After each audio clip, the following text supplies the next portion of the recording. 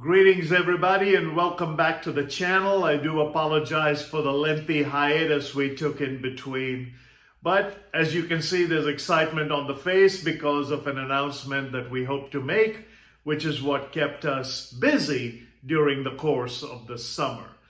The goal was to create something called a Success Academy that would allow us to interact with you in a different way, a subscription model that will be rolled out hopefully within the next couple of weeks. Just finished recording roughly about 50 different segments on the arena of sales, 20 coming in the arena of communication, and so on. Part of this model is to have a more robust interaction with you that will allow us to do monthly Zoom calls or some kind of a virtual interactive, maybe twice a year have an event where you can come where I'll participate in most of the teaching. I know this is probably springing a little halo on my own head, but a group of people got together and said the time is now, the place is you, and we hope that this medium will allow us to have that impact and that interaction with the globe universal. Today's message or missive or motive, which is something that we use as our own catchphrases to reach out to you, deals with the words of Francis Schaeffer, who simply coined, "How then shall we live?" The God Who Is There is, of course, one of his great books where he chronicles some of the interesting people across the spectrum of history who revealed to us different things in their own life that talked about both God and his need in our lives.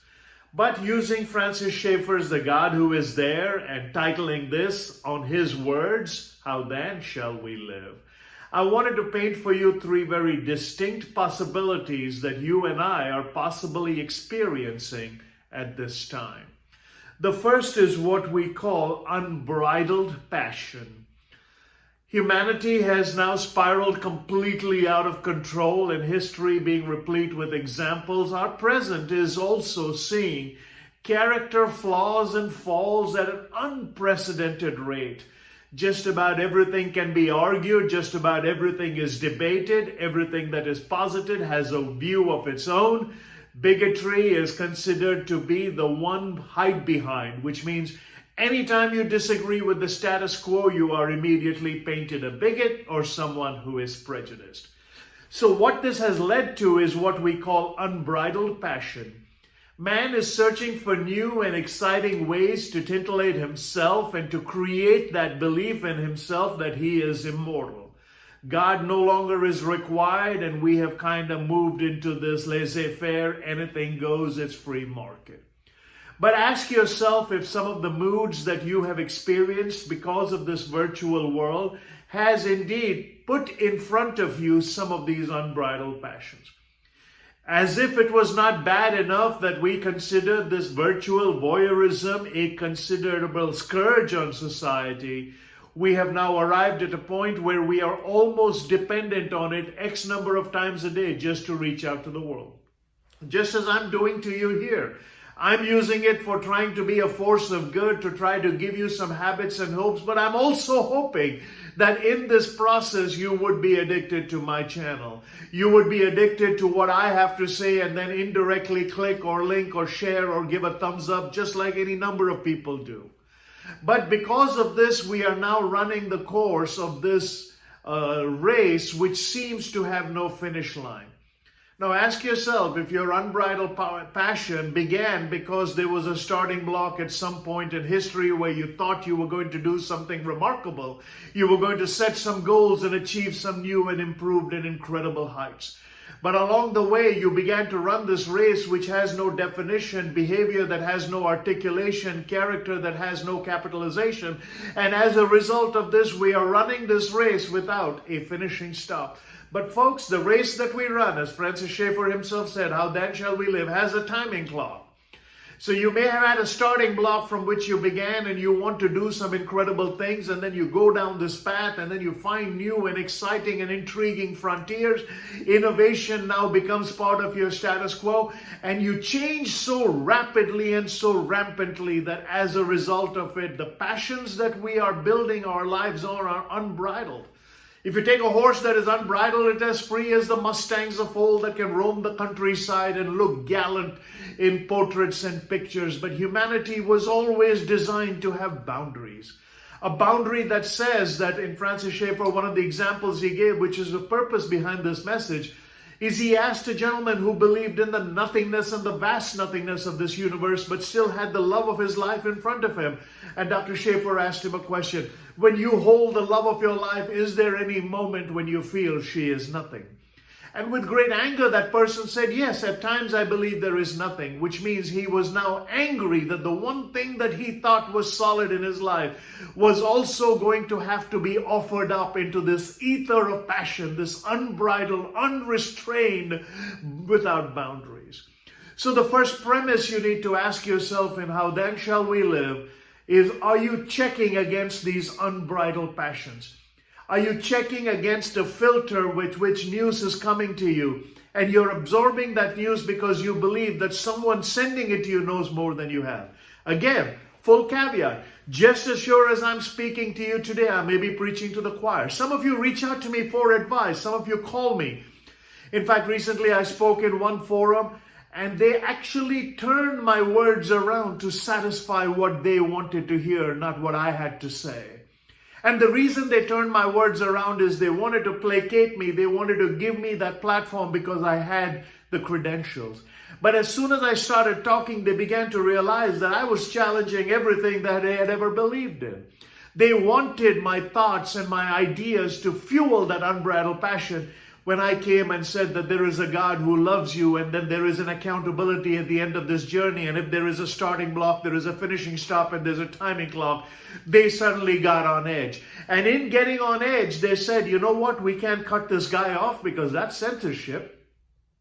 We can't discount him because our people believe that we had already vetted him, and that's why he's in our midst.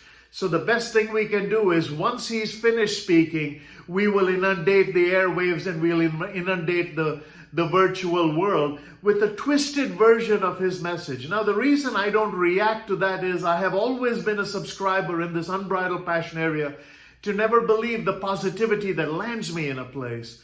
By the same token, I don't react to the negativity that gets me kicked out of a place. And that goes back to that old saying, if you don't believe your positive press, you won't have to defend yourself against negative press. The second component is what we call unfettered access. Now, I'm just looking down at notes, so if I glanced away from the camera briefly, you kind of know that I'm doing this as a one-man show in my studio with a little remote. So I have to make the adjustments, and I do apologize for that. But let's try to be real. If the first is unbridled passion, the second is unfettered access. You know, we hear the word new normal, and I have pleaded since the beginning, called it old excellence now with new and improved possibilities, because if you don't have filters that delete that which will contaminate you, filters that are going to destroy that which will influence you, and filters that will casually and comfortably pass information through you so that when it flows through you, it actually gains credibility and gains traction. These are human filters that we need in just about everything. This eye gate is horrible. We have oft quoted the William Blake poem, "This eye's dim windows of the soul distorts the heavens from pole to pole and goads us to believe a lie when we see with and not through the eye." The eye gate, we are supposed to see through the eye with a conscience, good, bad, yes, no, black, white, right, wrong. But unfettered access is now telling us that just anything is fair game. And as a result of that, when you listen to the purveyors and the pundits, what they give to you is what they want you to hear, but they cushion it. Before they come on with something dire and diabolical, they will say, here's more word from our sponsors. So you see major organizations sponsoring this outburst. Then they will couch their issue, their anger, their angst, their arrogance. And then at the back end of it, I'll say more after this. So word from our sponsors that introduces the segment, more after this. So between the sophisticated companies that we like and respect and Cocoa Puffs is couched this diatribe that is going into us with unfettered access. And by fettered, I simply mean create filters. And let me go back to the 3 dimensions I gave you that will protect you. Make sure that you completely delete. In fact, you say stop to anything that you know that will contaminate you. As Archbishop William Temple put it in his very chronicles of the definition of worship, he says it quickens the consciousness towards His holiness. So anything that is actually slowing down your consciousness to the holiness of God is something that is going to contaminate you. So delete anything that contaminates you. Second, by the same token, there's information that is distorted, that is designed to contain you and control you.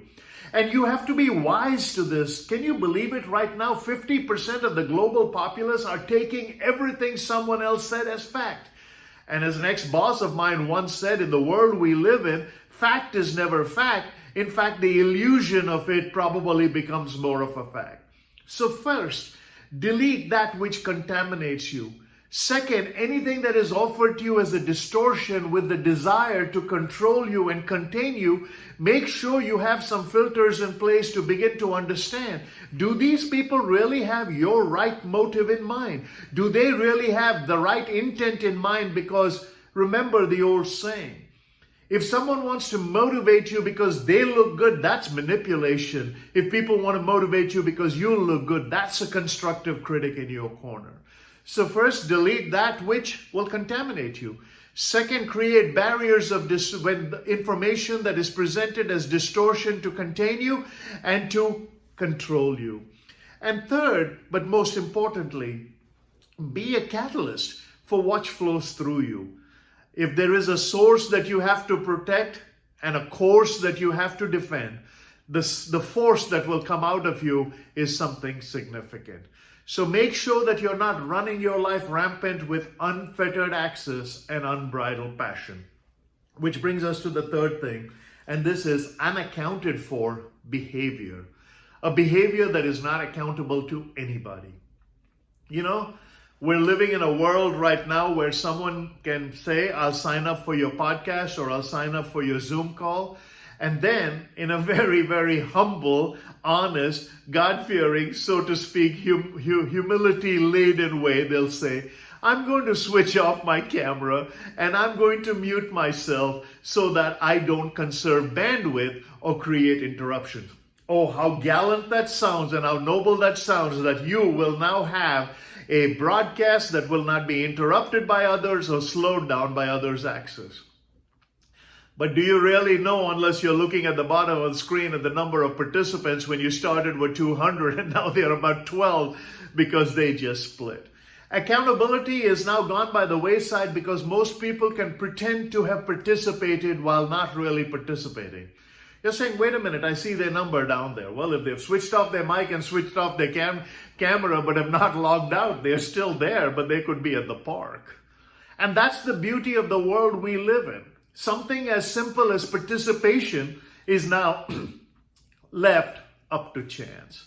So this is a short missive I wanted to create. How then shall we live? Is the words of Francis Schaeffer. Maybe we'll title the same thing and say excerpted from Francis Schaeffer to give him full credit. But the bylines are some things I talked about because these are things I've thought about. But more importantly, I want to add one component. Francis Schaeffer also said there is something called the line of despair. And the line of despair is divided by those who have a faith and a hope and those that don't.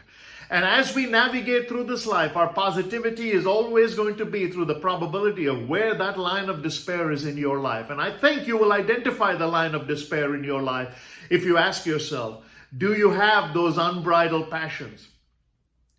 Are you aware of the unfettered access? But more importantly, are you checking and making sure that you're counter-checking so that none of your life is behavior that has no accountability or goes unaccounted for?